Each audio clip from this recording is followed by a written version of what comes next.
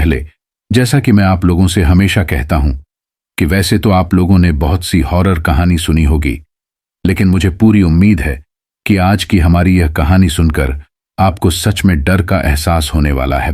मेरी आपसे इतनी गुजारिश है कि आप अगर इस कहानी को पूरा सुनेंगे तो आपको सच में बहुत ज्यादा मजा आने वाला है।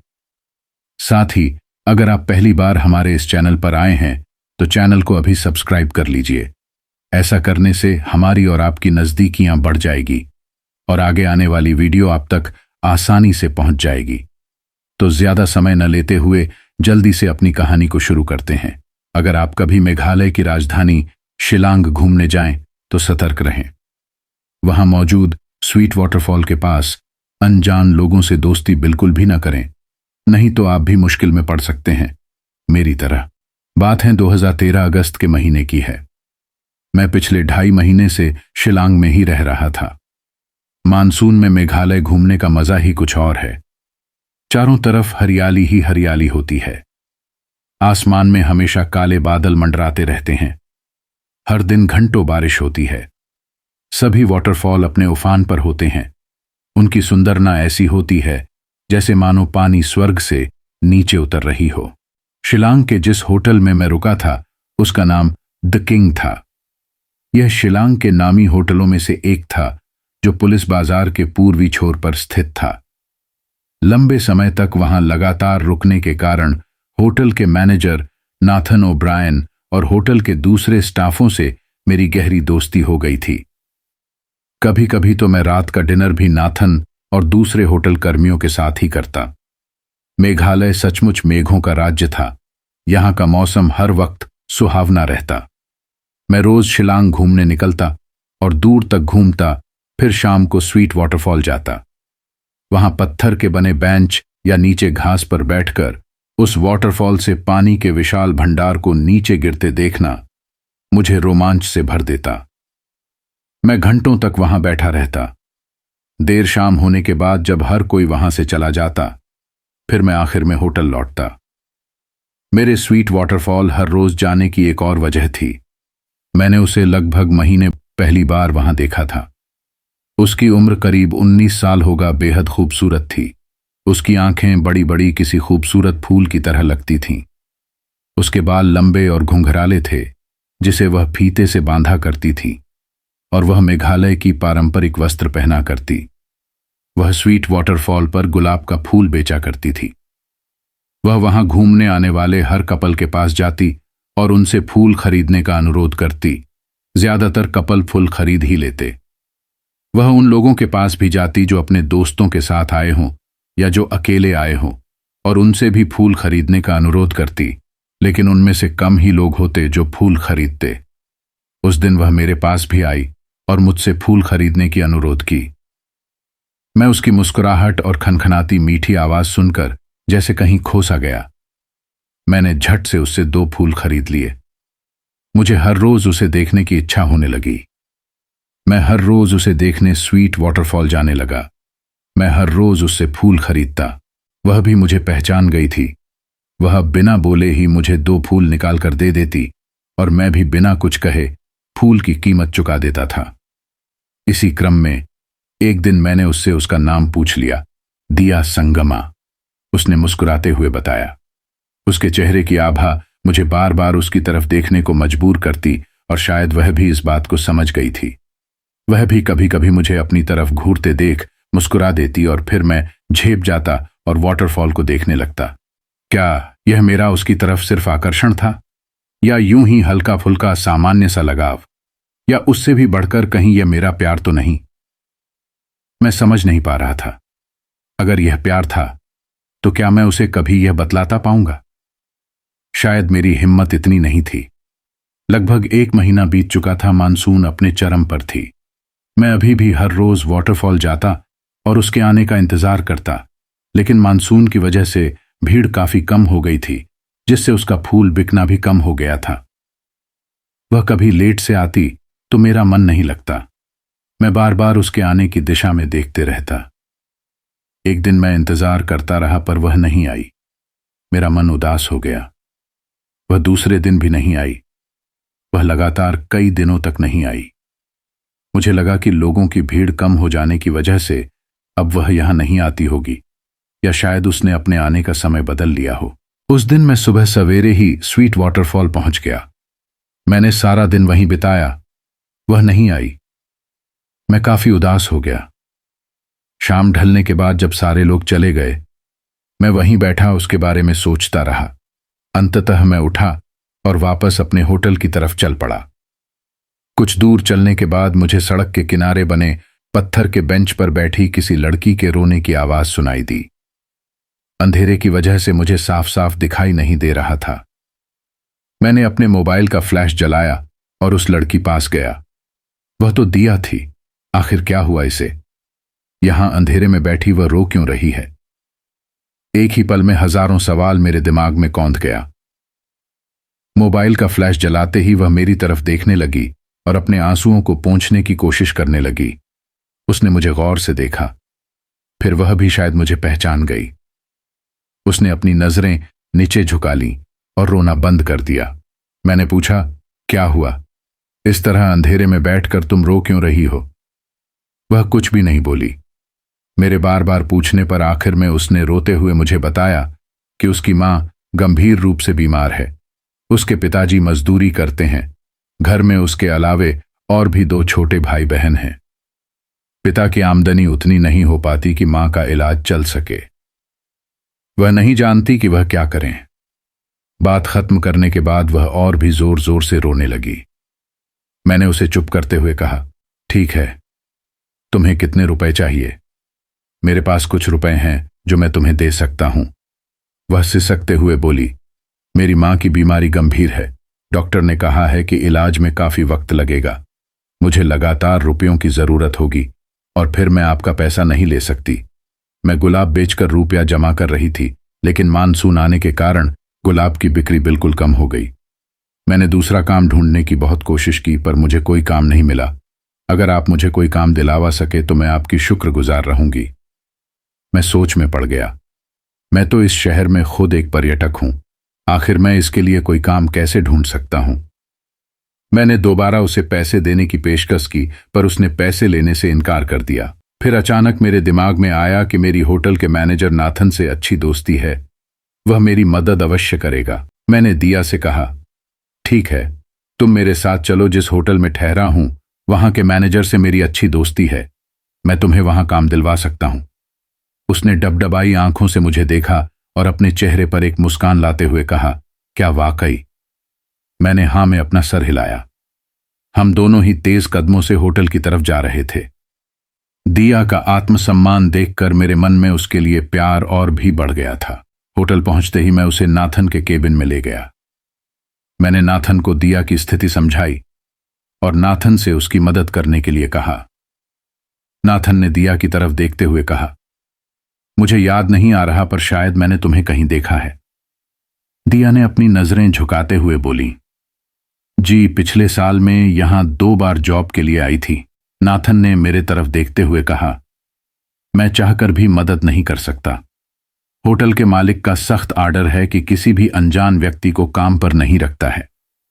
यह सुनकर दिया के चेहरे पर उदासी छा गई। मैंने नाथन से कहा कि यह दिया के मां की जिंदगी और मौत का सवाल है।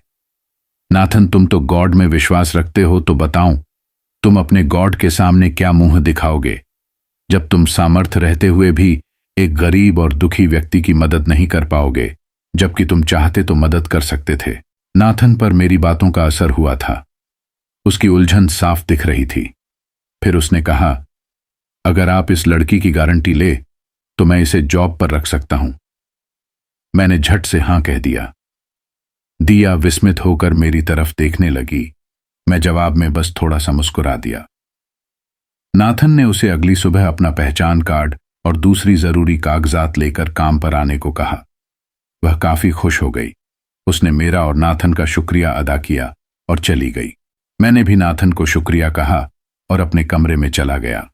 मैं जिस होटल में ठहरा हुआ था उसके मालिक का नाम हरीश दास था, जो मेघालय के अमीर लोगों में से था। वह एक सख्त और शांत स्वभाव का व्यक्ति था। उसका शरीर हट्ठा कट्ठा था। वह लंबी दाढ़ी और लंबे बाल रखता और बालों को ऊपर की तरफ गांठ बनाकर रबड़ से बांधता था। वह अपने साथ हमेशा 4 तगड़े बॉडीगार्ड रखता, जिनके हाथों में हंटिंग गन होता था। होटल के चौथे फ्लोर को उसने खुद के इस्तेमाल के लिए संरक्षित रखा था। होटल के स्टाफ से मिली जानकारी के अनुसार वह पहले शिकार में बड़ा ही माहिर था। उसने बाघ, चीता और भेड़िए जैसे कई ताकतवर जानवरों का भी शिकार कर चुका था, जिसकी प्रदर्शनी वह होटल के चौथे फ्लोर पर लगाए हुए था। शायद इसलिए उसने अपने बॉडीगार्ड को भी हंटिंग गन दे रखा था। वह बड़ा ही अविश्वासी व्यक्ति था। वह अपने आसपास उन्हीं लोगों को आने देता जिन्हें वह पहले से ही जानता हो। उसने मैनेजर नाथन को सख्त चेतावनी दे रखी थी कि किसी अनजान व्यक्ति को काम पर ना रखें। वह नाथन को बचपन से ही जानता था, इसलिए उसे होटल का मैनेजर बना दिया था। होटल के चौथे फ्लोर पर सिर्फ नाथन और उसके सबसे विश्वासी स्टाफ को ही जाने की इजाजत थी। हरीश दास अपनी फैमिली को विदेश में रखता था, इसलिए साल के ज्यादातर समय वह देश के बाहर ही रहता। मेरे 2.5 महीने के प्रवास के दौरान वह सिर्फ एक बार ही होटल आया था। अगली सुबह जब मैं तैयार होकर नाश्ते के लिए करीब 12 बजे नीचे पहुंचा तो दिया वहां काम कर रही थी। उसने मुझे देखकर मुस्कुरा दी और जवाब में मैंने भी मुस्कुरा दिया। नाश्ते के बाद मैं नाथन से मिलने उसके केबिन में गया। नाथन ने मुझे बताया कि दिया काफी मिलनसार और हर काम में माहिर है। बस वह जल्दी आने के चक्कर में अपनी पहचान कार्ड और दूसरे कागजात लाना भूल गई। मैंने मुस्कुराते हुए कहा कि वह कागजात दूसरे दिन जमा कर देगी। मैं केबिन से बाहर निकलकर दिया से मिला। मैंने उससे उसकी मां का हाल समाचार पूछा। उसने बताया कि वह अगले महीना अपने मां को अच्छे डॉक्टर के पास ले जाएगी। फिर मैं घूमने निकल पड़ा। आज स्वीट वाटरफॉल जाना बेकार था, इसलिए मैंने शिलांग के दूसरे हिस्सों का भी भ्रमण करने का मन बनाया। कई दिनों तक यही रूटीन चलता रहा। दिया वहां के सारे कर्मियों से काफी घुल मिल गई थी। मैं हर शाम देर से लौटता था, फिर सबके के साथ ही डिनर करता और काफी देर तक गप्पे लड़ाता। नाथन मुझे शिलांग की लोकल सनसनीखेज खबरें सुनाता। उस दिन डिनर के वक्त नाथन ने 2 बातें बताई। पहली बात कि शिलांग में जंगली भेड़िए का आक्रमण बढ़ गया है।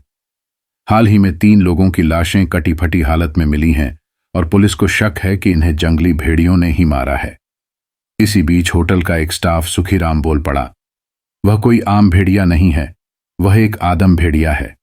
मेरी दादी कहती है कि मेघालय में हजारों सालों से आदम भेड़ियों की प्रजाति निवास करती है।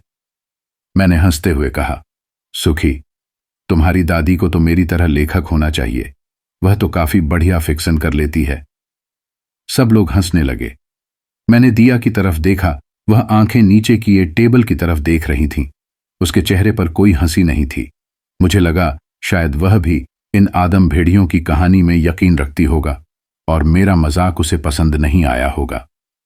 नाथन ने दूसरी बात यह बताया कि उसके मालिक अगले महीने की 5 तारीख को एक बड़ी सी पार्टी ऑर्गेनाइज करने जा रहे हैं, जिसमें वह शहर के खास मेहमानों को ही बुलाएंगे और सिर्फ नाथन के द्वारा ही चुने गए और स्टाफों को ही उस पार्टी में सर्व करने का मौका मिलेगा।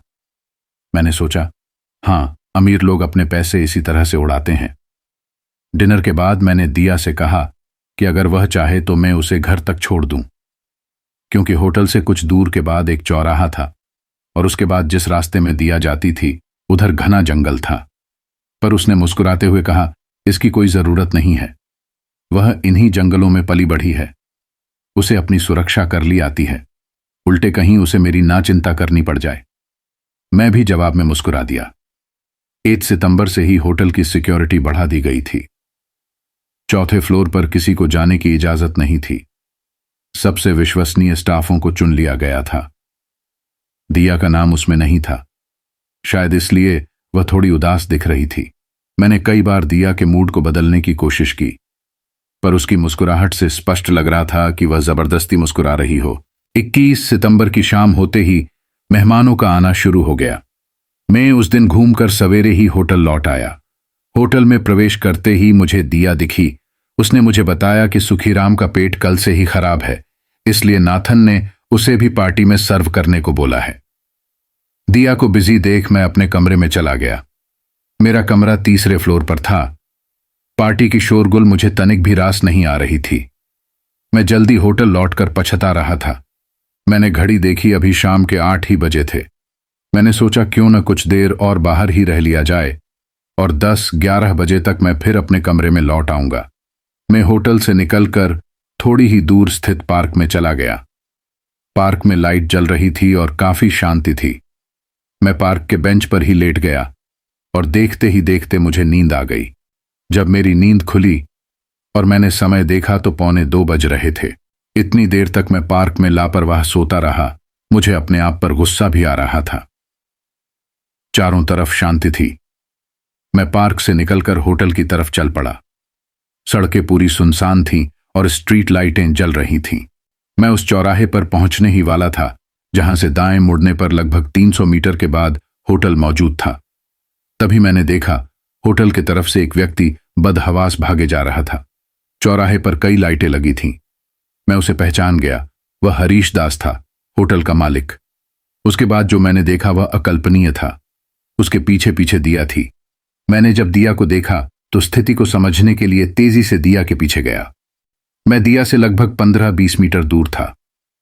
अचानक दिया ने धक्का देकर हरीश दास को गिरा दिया। मैं दिया के पास पहुंचता और स्थिति को समझने की कोशिश करता, उससे पहले ही जो दृश्य मैंने देखा, मेरी आंखों को उस पर विश्वास नहीं हुआ।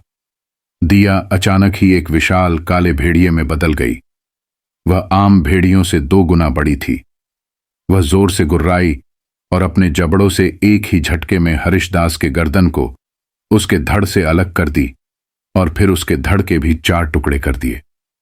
यह देखकर मैं वहीं जम सा गया। फिर उस भेड़िए की नजर मुझ पर पड़ी। मैंने पीछे भागने की कोशिश की पर मेरा पांव जोर से थरथरा रहा था। मैं पीठ के बल वहीं सड़क पर गिर पड़ा। मैं अपने हाथ से सड़क का सहारा लेकर उठने की कोशिश की पर मेरा पैर मेरा साथ नहीं दे रहा था। वह भेड़िया एक ही छलांग में मेरे ऊपर आ गई। फिर वह अपना मुंह मेरे चेहरे के सामने ले गई और मुंह खोलकर पूरी शक्ति से गुर्राई। उसकी गुर्राहट पूरे शांत वातावरण में फैल गया। फिर वह पीछे हट गई। हरीश दास के खून से सना था। वह अभी भी मेरी तरफ देखकर गुस्से में गुर्रा रही थी।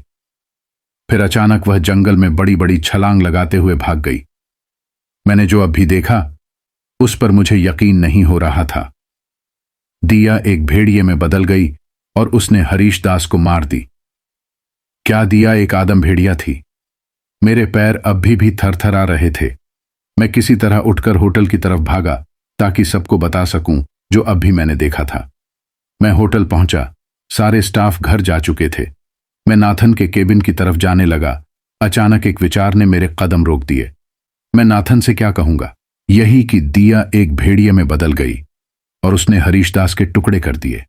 क्या उस भेड़िए ने मेरे चेहरे के पास गुर्राकर मुझे चेतावनी दी थी कि मैंने अगर यह बात किसी को भी बतायो तो वह मेरा भी वही हश्र करेगी जो उसने हरीश दास का किया। अगर पुलिस पूछताछ हुई भी तो मैं ही फंस जाऊंगा, क्योंकि दिया को मैंने ही होटल में काम पर लगावाया था। मैं नाथन के केबिन में नहीं गया। मैं चुपचाप अपने कमरे में आ गया। मैंने कमरे की सारी खिड़कियों को बंद किया और दरवाजा लगाकर बेड पर बैठ गया और सोचने लगा, क्या दिया एक आदम भेड़िया थी? उसने होटल के मालिक हरीश दास को क्यों मारा? हरीश दास का बॉडीगार्ड कहां था? क्या उसने सारे बॉडीगार्ड को भी मार दिया? क्या उसने होटल के भी किसी स्टाफ का खून किया है? मैंने जो अभी अभी देखा था उस पर यकीन नहीं कर पा रहा था। इतनी प्यारी, सुंदर और मासूम लड़की क्या एक आदम भेड़िया हो सकती है? इतने दिनों से उसका हंसकर बात करना, सबसे घुल मिलकर रहना, यह सब बस एक छलावा था। मेरे दिमाग में सैकड़ों सवाल घूम रहे थे। करीब 1 घंटे बाद मुझे पुलिस की सायरन सुनाई दी। मैंने खिड़की के पर्दे को थोड़ा हटाकर शीशे से झांक कर देखा। वहां 4 पुलिस वाले होटल के अंदर जा रहे थे। मैं बेचैन सा हो गया था। फिर मैं जगता रहा। सुबह होने के बाद मेरी आंख लग गई। जब मेरी नींद खुली तो सुबह के 11 बज रहे थे। मैं तैयार होकर नीचे आया तो होटल के सारे स्टाफ हॉल में ही मौजूद थे, पर दिया का कोई अता पता नहीं था। नाथन एक टेबल के समीप कुर्सी पर उदास बैठा हुआ था। मैं ऐसा जताने की कोशिश कर रहा था जैसे मुझे कुछ भी मालूम ना हो। मैंने नाथन के पास उदास खड़े एक स्टाफ से इशारों में पूछा तो उसने मुझे घटना के बारे में बताना शुरू किया। कल रात 2 बजे के आसपास हरीश साहब अपने घर जा रहे थे कि चौराहे के पास उन पर किसी जंगली जानवर ने हमला कर उनकी हत्या कर दी। रात के करीब 3 बजे पुलिस जब इलाके में गश्ती कर रही थी तो हरीश साहब की क्षत विक्षत लाश सड़क पर मिली। पुलिस ने लाश पोस्टमार्टम के लिए भेज दिया है। मैं अपने चेहरे पर ऐसे जताने की कोशिश कर रहा था जैसे मुझे इसके बारे में कुछ मालूम ना हो और इस बात को सुनकर मुझे सदमा लगा हो। मैंने नाथन का ढाढ़स बंधाया। मैं अपने मन में उठ रहे प्रश्नों का जवाब चाहता था, इसलिए मैंने नाथन से पूछा कि हरीश दास का बॉडीगार्ड उनके साथ क्यों नहीं था। नाथन ने बताया कि उनके बॉडीगार्ड और ड्राइवर उनके सख्त मना करने के बावजूद भी शराब पीकर टुन्न हो गए थे। हरीश साहब भी शराब के नशे में थे, इसलिए शायद पैदल ही घर के लिए निकल गए हों। मैंने कहा, वह 4थे फ्लोर पर अपने कमरे में सो सकते थे, फिर घर क्यों जाने लगे? नाथन ने बताया कि उन्हें होटल में रुकने की आदत नहीं थी, शायद इसलिए वह नशे में अकेले ही घर जाने लगे। यह जानकर मुझे आश्चर्य हुआ कि किसी को जरा भी शक नहीं था कि यह एक जघन्य हत्या थी, जिसे इसी होटल में मेरे द्वारा ही काम पर रखी गई एक लड़की ने किया था। हरीश दास के परिवार को खबर कर दी गई थी। नाथन ने सारे स्टाफ को काम पर लगने का आदेश दिया और अपने केबिन में चला गया। मैंने भी नाश्ता किया और अपने कमरे में आ गया। मैं अभी भी डरा हुआ था। मेरा कमरे के अंदर दम घुट रहा था। मैं ताजी हवा के लिए बाहर चला गया। मैं हर पल चौकन्ना होकर अपने चारों ओर देखता। ऐसा लग रहा था जैसे दिया मेरा पीछा कर रही हो और मुझे छिपकर देख रही हो, ताकि कल रात मुझे ना मारकर जो गलती उसने की वह उसे सुधार सकें और उसका राज सदा के लिए दफन हो जाए। मैं ज्यादा देर बाहर नहीं रह पाया। मैं अपने रूम में वापस लौट आया। अब शिलांग में कुछ भी अच्छा नहीं लग रहा था। मैंने घर जाने का फैसला किया। अगली सुबह जब मैं तैयार होकर नीचे जाने वाला ही था कि किसी ने मेरा दरवाजा खटखटाया। दरवाजा खोलने पर देखा सामने नाथन खड़ा था। मेरे दरवाजा खोलते ही उसने कहा, दिया 2 दिनों से नहीं आ रही है।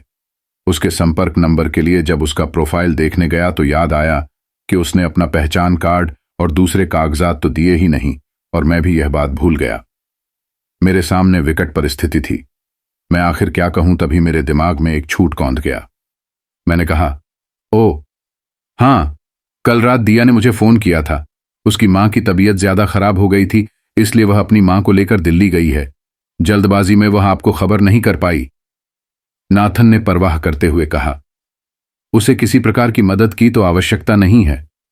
मैंने कहा, नहीं, उसने किसी प्रकार की मदद नहीं मांगी है। नाथन चला गया। झूठ बोलने के कारण मेरा दिल जोर से धड़क रहा था। मैंने अपने आप को शांत किया, फिर नाश्ते के लिए नीचे चला गया।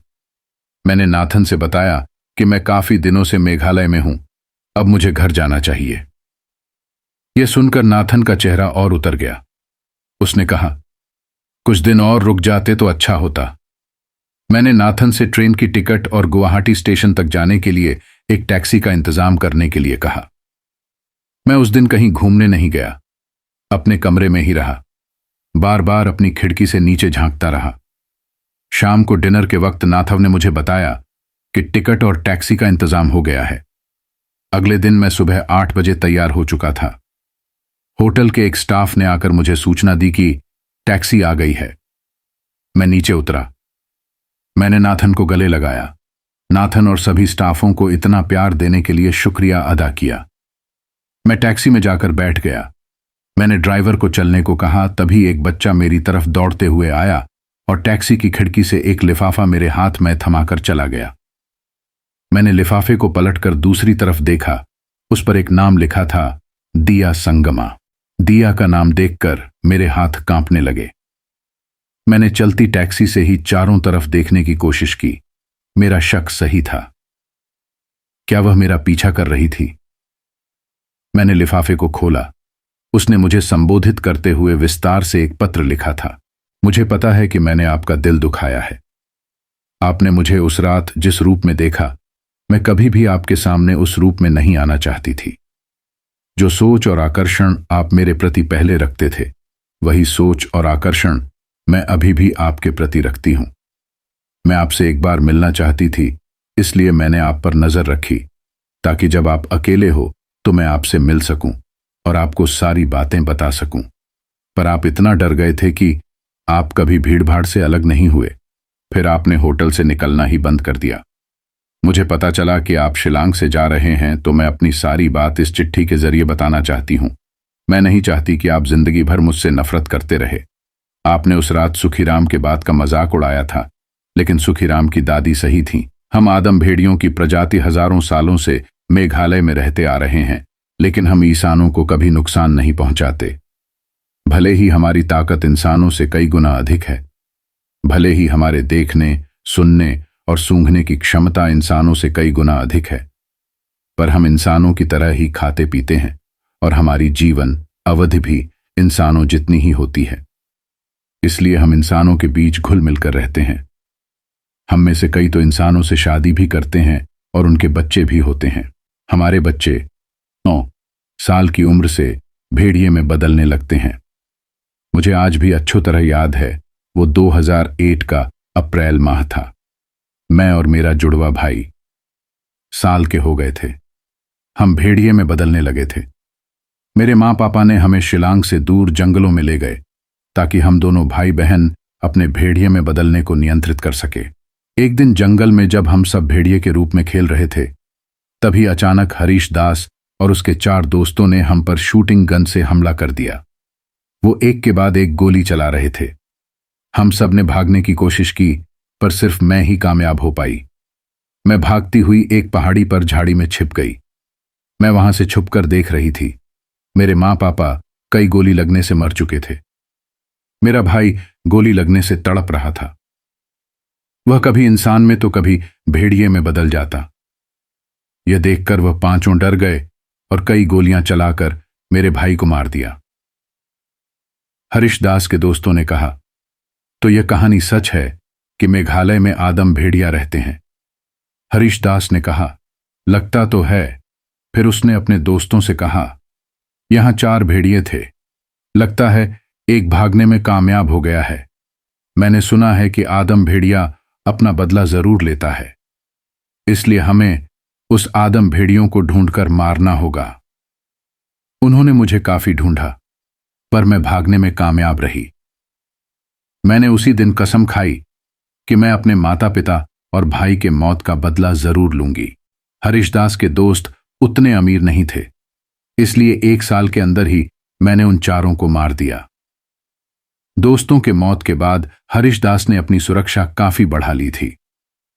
यह जानता था कि एक आदम भेड़िया उससे बदला लेना चाहता है, लेकिन उसे यह नहीं पता था कि वह लड़का है या लड़की।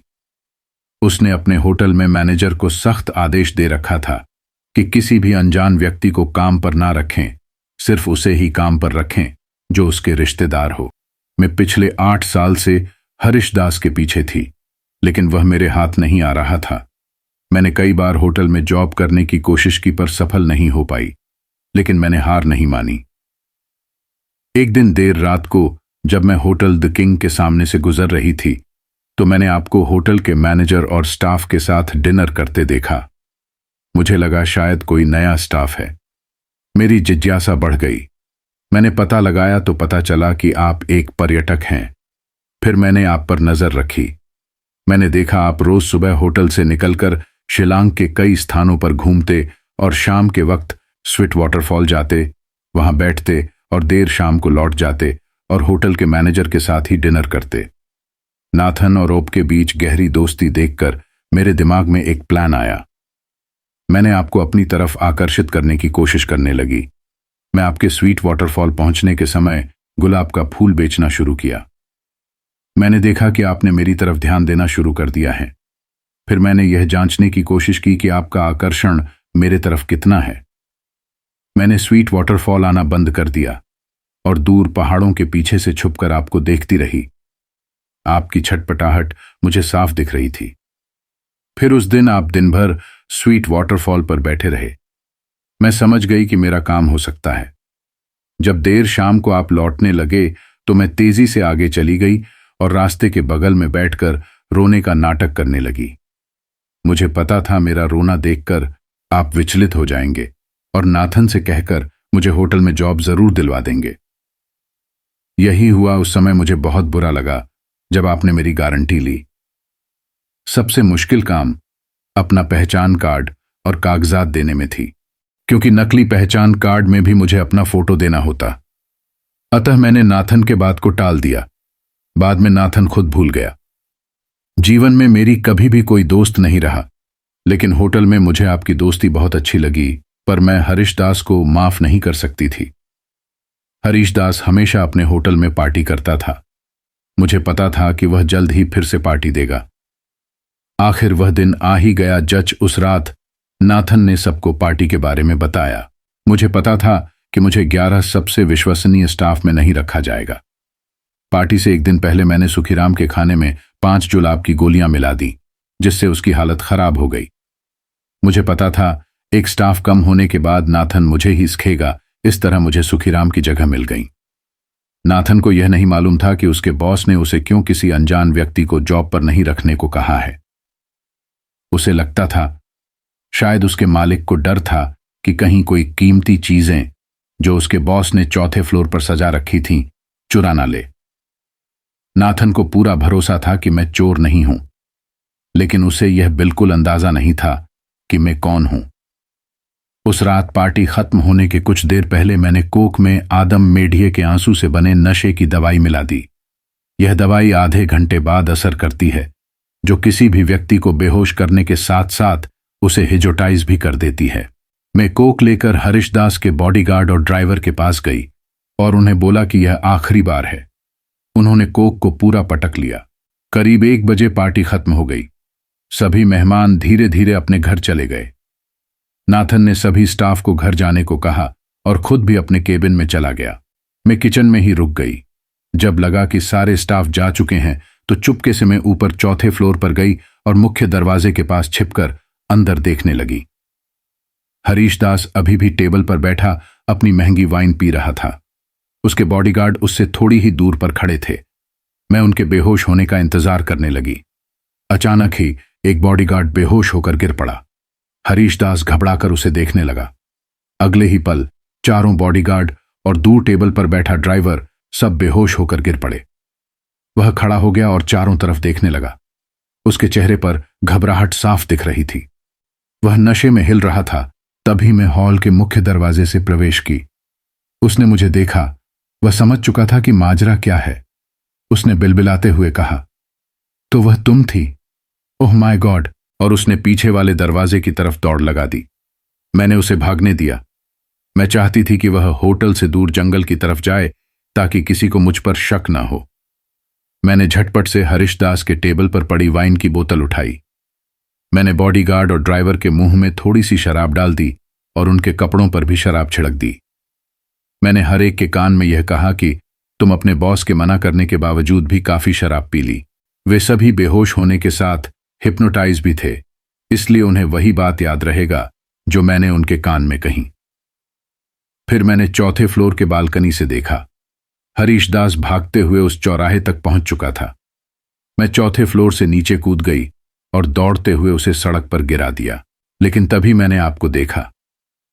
इतनी रात को आप होटल के बाहर होंगे, मुझे इसकी जरा भी उम्मीद नहीं थी। इतने दिनों में मुझे आपसे काफी लगाव हो गया था। मैंने अपनी पूरी जिंदगी में कभी किसी से दोस्ती नहीं की, पर आपसे बातें करना, आपका मेरी तरफ बार बार देखना, सब कुछ किसी हसीन सपने जैसा था। मैं तय नहीं कर पा रही थी मैं क्या करूं। मैं पिछले 10 साल से इस मौके की तलाश में थी। जब मैंने हरीश दास की तरफ देखा, मुझे अपने माता पिता और भाई का चेहरा याद आ गया। मेरे अंदर का गुस्सा इतना बढ़ गया था कि मैंने खुद को भेड़िए में बदल लिया और हरीश दास के टुकड़े टुकड़े कर दिए। मैं अपने गुस्से पर काबू नहीं कर पा रही थी। मैं आपके पास गई ताकि मैं आपको चीख चीख कर बताना चाहती थी कि मैं इस दरिंदे को माफ नहीं कर सकती थी, लेकिन मैं भेड़िए के रूप में थी और आप मेरी चीख समझ नहीं सकते थे। मुझे जब इस बात का एहसास हुआ तो मैं जंगल की तरफ भाग गई। मैं एकांत में जाकर काफी रोई, क्योंकि मुझे पता था अब मैं आपसे कभी नहीं मिल सकती। मैंने आपका फायदा उठाया, जिसके लिए मैं माफी चाहती हूं। मुझे आप हमेशा याद रहेंगे। पत्र पढ़कर मेरे आंखों में आंसू आ गया। मैं तय नहीं कर पा रहा था कि दिया को अच्छा मानूं या बुरा। मैं ठीक समय पर गुवाहाटी रेलवे स्टेशन पहुंच चुका था। मैं ट्रेन में बैठा प्रकृति को निहार रहा था। ट्रेन तेजी से उन हसीन वादियों को पीछे छोड़ते हुए आगे बढ़ रही थी। यह कहानी अब यहीं पर समाप्त होती है और एक नई कहानी की ओर बढ़ते हैं। रांची से लगभग 60 किलोमीटर दूर एक बेहद ही खूबसूरत जलप्रपात स्थित है, जिसका नाम हुंड्रू जलप्रपात है। यह झारखंड के प्रमुख पर्यटन स्थलों में से एक है। वर्तमान में यहां हजारों सैलानी प्रतिदिन घूमने आते हैं, लेकिन एक समय ऐसा भी था जब इस जलप्रपात पर एक जलप्रेतनी का साया था। उस समय अखबार वालों ने इसे झारखंड, उस समय बिहार का सबसे भूतिया जगह बताया था। 1914 ईस्वी के अप्रैल महीने की बात है। एक सुबह हुंड्रू जलप्रपात के नीचे झरने के पास एक युवक की लाश मिली। शायद यह युवक रात में यहां झरने के पास अकेले ही चांदनी रात का लुफ्त उठाने उतर आया हो। सबसे अजीब बात यह थी कि युवक के होंठ और आंखों के चारों ओर के हिस्से हरे रंग के हो गए थे और उसके मुंह में पेट के अंदर तक लंबे लंबे बाल भरे थे। पुलिस के लिए यह एक अजीब मामला था। लाश को पोस्टमार्टम के लिए भेज दिया गया। अखबारों में युवक की इस रहस्यमयी मौत की काफी चर्चा हुई। मामला उस समय और बिगड़ गया जब एक ही महीने के अंदर 3 और लाशें इसी अवस्था में मिली। इस सनसनीखेज और दहशत भरी खबर को देश भर के अखबारों और पत्रिकाओं ने बड़ी प्रमुखता से छापा। उन्होंने स्थानीय लोगों के जलप्रेतनी वाले अंधविश्वास की भी चर्चा अपने हर रिपोर्ट में की। हुंड्रू और उसके आसपास के गांवों में लोग दहशत में थे। कोई भी रात को हुंड्रू की तरफ जाने की हिम्मत नहीं करता। प्रशासन के आदेश पर हुंड्रू को तत्काल पर्यटकों के लिए बंद कर दिया गया था और नीचे झरने तक जाने वाली मुख्य मार्ग पर पुलिस का पहरा बिठा दिया गया था। दिल्ली की द रॉयल चेस क्लब शतरंज खेलने वाले युवाओं के लिए एक बेहतरीन जगह थी। यह दिल्ली के एक पॉश इलाके में स्थित थी। इसके हॉल काफी बड़े थे और चारों तरफ कई कमरे बने थे। यह बिल्डिंग 2 मंजिला थी। बिल्डिंग के पीछे एक बड़ा सा पार्क था, जिसमें कई सारे टेबल कुर्सियों के साथ लगे थे। हॉल में एक मेज पर आयुष और सौरभ शतरंज खेल रहे थे और वही बगल में कुर्सी पर बैठा सरस अखबार पढ़ रहा था। अचानक ही वह जोर जोर से हंसने लगा। आयुष और सौरभ उसके तरफ देखने लगे। अबे क्या हुआ? इतना पेट फाड़कर क्यों हंस रहा है? आयुष ने सरस को टोका। सरस ने अपनी हंसी को किसी तरह से रोकते हुए कहा, देखो जरा, इन अखबार वालों को खुलेआम अंधविश्वास फैला रहे हैं। लिखा है हुंड्रू में एक जलप्रेतनी अब तक 3 लोगों को अपना शिकार बना चुकी है। अरे ये लोग अपना अखबार बेचने के लिए नए नए पैंतरे अपना रहे हैं। सौरभ ने फिर से अपना ध्यान शतरंज पर ले जाते हुए कहा, 1 सप्ताह से सारे अखबार वाले किसी न किसी पन्ने पर इस खबर को छाप रहे हैं। आयुष ने गंभीरता से बात पर जोर डालते हुए कहा, मैंने पूरी रिपोर्ट पढ़ी है। पोस्टमार्टम करने वाले डॉक्टर भी परेशान हैं। पुलिस के तहकीकात में कुछ पता नहीं चल पा रहा। हाँ, तो कोई शातिर अपराधी होगा जो अपने क्राइम को इतने परफेक्ट तरीके से करता है कि उसे पकड़ पाना इस मूर्ख और बंद दिमाग वाले पुलिस से संभव नहीं। सरस ने हल्की हंसी और हल्की चिढ़ के साथ जवाब दिया, लेकिन आयुष ने चर्चा को आग चढ़ाते हुए कहा, तुम मानो या ना मानो पर वहां हुंड्रू में जरूर कोई पिशाची शक्ति है जो लोगों को मार रही है। इस बात पर सरस और सौरभ दोनों हंसने लगे और आयुष का मजाक उड़ाने लगे। इस पर आयुष ने गंभीर होते हुए कहा, अगर उनमें इतना ही साहस है तो वह हुंड्रू जलप्रपात वाली झील पर कुछ रातें गुजार कर दिखाएं। बात ही बात में सरस और सौरभ हुंड्रू में रात बिताने को तैयार हो गए और आयुष को भी साथ चलने को कहा। शुरू में तो आयुष ने साथ चलने से मना किया, लेकिन जब उन्होंने कहा कि वहां रात में झरने के पास सिर्फ वही दोनों जाएंगे और आयुष होटल में ही उनका इंतजार कर सकता है, तो वह हुंड्रू चलने को तैयार हो गया। उन्होंने उसी दिन अपना सामान पैक किया और उसी रात रांची जाने वाली ट्रेन पकड़ ली। अगले दिन दोपहर 1 बजे के आसपास वो रांची पहुंच गए। उन्होंने रांची में कहीं ठहरने के बजाय हुंड्रू या हुंड्रू के आसपास ही ठहरना उचित समझा। उन्होंने ऑटो पकड़ी और हुंड्रू पहुंच गए। ऑटो वाले ने उन्हें हुंड्रू जलप्रपात को जाने वाली मुख्य द्वार पर उतार दिया। वहां पुलिस के कई जवान पहरा दे रहे थे। तीनों ने ही हुंड्रू गांव की तरफ प्रस्थान किया और अपने ठहरने के लिए स्थान ढूंढने लगे। वे तीनों कच्ची पगडंडियों पर चले जा रहे थे। दोनों तरफ दूर दूर तक खेत फैले थे जिसमें फसलें काटी जा चुकी थीं। वे लोग जलप्रपात से लगभग 2 किलोमीटर की दूरी पर आ चुके थे। उन्हें खेतों के बीच एक फुस का घर दिखा। अचानक ही सरस बोल पड़ा, अंदर गांव जाने से अच्छा है हम क्यों ना इसी झोपड़ी में डेरा जमाए। लगता है फसल कटने के बाद से यह वीरान ही पड़ा है। आयुष और सौरभ भी तैयार हो गए। वह झोपड़ी काफी बड़ी थी। उसमें 2 कमरे थे, हालांकि कोई चारपाई वगैरह नहीं थी। फसल काटने के समय किसानों ने फसलों की रखवाली करने के लिए इसे बनाया होगा। फसल कटने के बाद से यह वीरान पड़ा था। तीनों दोस्तों ने उसी झोपड़ी में अपना डेरा जमा लिया। थोड़ी ही दूर पर पानी का एक चापाकल था। उन लोगों ने नहा धोकर नाश्ता किया जिसे उन्होंने अपने साथ लाया था। अब वो रात में हुंडरू जाने का प्लान बनाने लगे। उन्होंने पुलिस को चकमा देकर बगल के रास्ते से हुंडरू जलप्रपात के नीचे जाने का फैसला किया। रात के करीब 11:30 हो रहे थे। सरस और सौरभ ने झरने की तरफ जाने का फैसला किया। आयुष ने उसी झोपड़ी में उन दोनों का इंतजार करने का फैसला किया। सरस और सौरभ उस सुनसान रात में अपने अपने टॉर्च जलाते हुए उस पगडंडी पर चले जा रहे थे। चांद की हल्की दुधिया रोशनी चारों तरफ फैली थी। मुख्य द्वार पहुंचने से पहले उन दोनों ने छुपकर पुलिस की गतिविधियों का जायजा लिया, लेकिन वहां कोई पुलिस थी ही नहीं। वे दोनों मुख्य द्वार के नजदीक गए, पर वह पूरी तरह से वीरान पड़ा था। लगता है पुलिस वाले भी डरकर भाग गए, सरस ने खिलखिलाकर हंसते हुए कहा। सौरभ ने भी इस हंसी में उसका साथ दिया। दोनों झरने की तरफ जाने वाली कच्ची सीढ़ियों से उतरना शुरू किया। लगभग 700 से अधिक सीढ़ियों को पार करने के बाद वह जलप्रपात के नीचे उस जगह पहुंच गए जहां जलप्रपात नीचे गिरकर झील का रूप ले लेती है। जलप्रपात की तेज आवाज पूरे वातावरण में गूंज रही थी। साथ ही उस झील की कलकल करती आवाज भी उस वीरान चांदनी रात में किसी संगीत की लय की तरह लग रहा थी। जलप्रपात के गिरते जल की छींटें हवा के साथ वातावरण में फुहारों की वर्षा कर रही थीं। उन दोनों के चेहरे पर फुहारों के पड़ने से उनके मन में ताजगी का एहसास हो रहा था। हल्की चांदनी रात में हुंडरू का जलप्रपात और उसके चारों तरफ का वातावरण काफी मनमोहक लग रहा था। हुंडरू के जलप्रपात की खूबसूरती देखकर वह दोनों तो एक पल के लिए भूल ही गए कि वो यहां किस लिए आए हैं। जलप्रपात के जल से निर्मित झील का जल बहुत ही निर्मल और पारदर्शी था। वे दोनों वहीं स्थित एक समतल चट्टान पर बैठ गए और इस मनोरम दृश्य का आनंद लेने लगे। लेकिन वह इस बात से अनभिज्ञ थे कि वह ऐसे भयानक जगह पर फंस चुके हैं जहां पर यह रात उनकी आखिरी रात हो सकती है। अचानक ही एक छपाक की आवाज में उन दोनों का ध्यान भंग किया। ये ऐसी आवाज थी कि मानो किसी ने झील में छलांग लगाई हो। दोनों ही ने खड़े होकर अपने अपने टॉर्च को आवाज वाली दिशा में लहराया, लेकिन वहां कुछ भी नहीं था। पानी बिल्कुल ही पारदर्शी था। उन्होंने अपने टॉर्च को आसपास भी लहराया, लेकिन उन्हें कुछ भी नहीं दिखा। किस चीज की आवाज हो सकती है?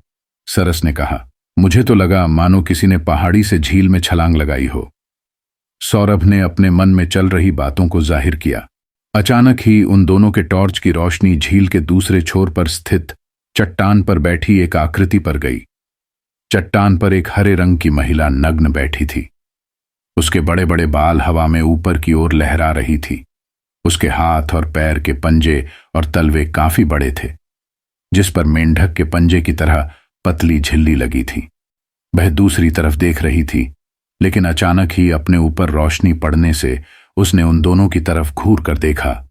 उसकी आंखें काफी बड़ी और डरावनी थीं। उसने एक भयानक गुर्नी की आवाज निकाली, जिससे जलप्रपात और झील की कलकल की आवाज भी दब गई। वह झील में कूद गई और उन दोनों की तरफ लपकी। इस भयानक दृश्य को देखकर सरस और सौरभ दोनों के ही होश उड़ गए।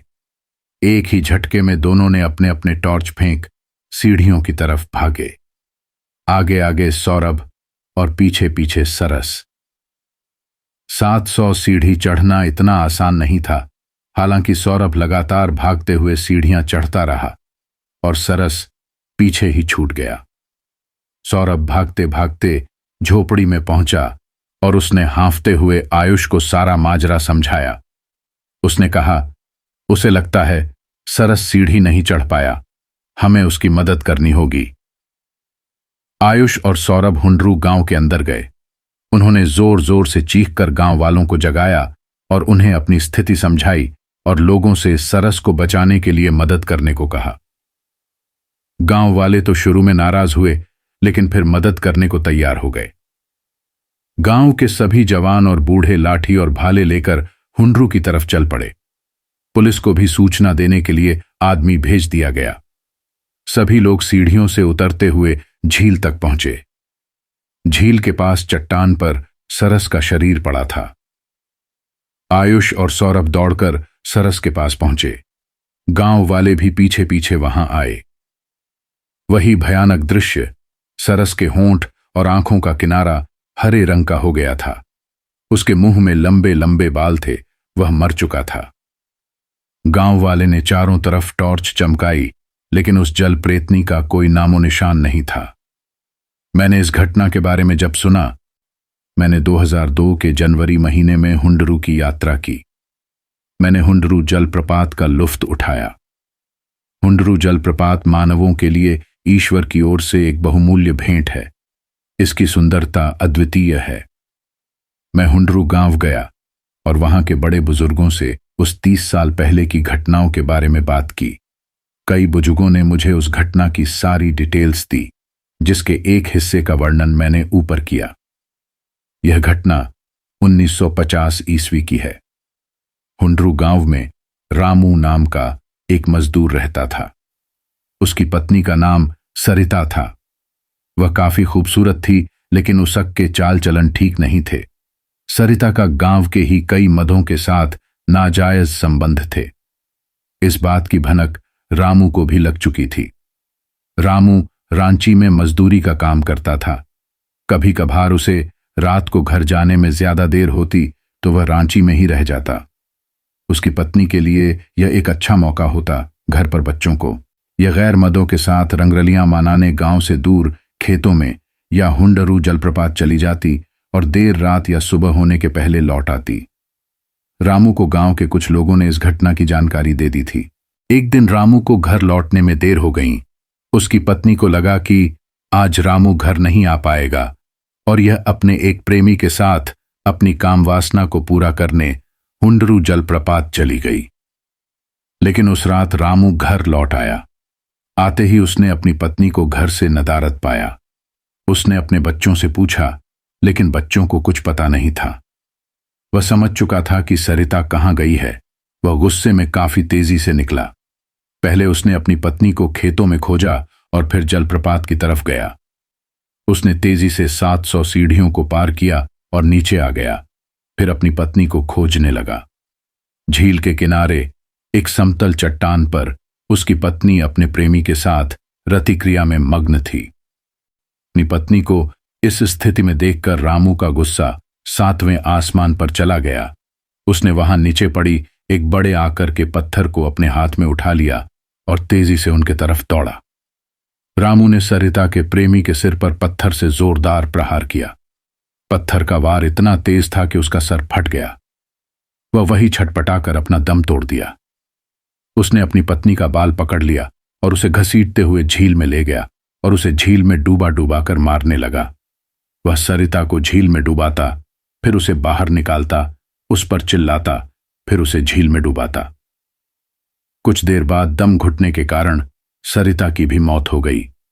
रामू गुस्से में पागल हो चुका था। वह सरिता के मरने के बाद भी कई मिनटों तक उसे पानी में डुबाता और बाहर निकालता रहा, फिर उसे पानी में ही छोड़ दिया। सरिता की लाश पानी के साथ बह गई। वह पानी से बाहर आकर वहीं चट्टान पर बैठ गया और सुबह तक बैठा रहा। बाद में उसे पुलिस के द्वारा गिरफ्तार कर लिया गया। सरिता की लाश कभी भी किसी को नहीं मिली। तो दोस्तों, यह कहानी यहीं पर समाप्त होती है। अगर कहानी आपको पसंद आई हो तो कमेंट बॉक्स में जरूर बताना। हाँ, एक और बात, आप कहां से सुनते हो और आप किस शहर से हो? आपका नाम क्या है? आप कमेंट बॉक्स में जरूर डालना ताकि अगली वीडियो में आपका नाम, आपका शहर का नाम लिया जा सके। तो मिलते हैं अगली वीडियो में, तब तक के लिए गुड नाइट।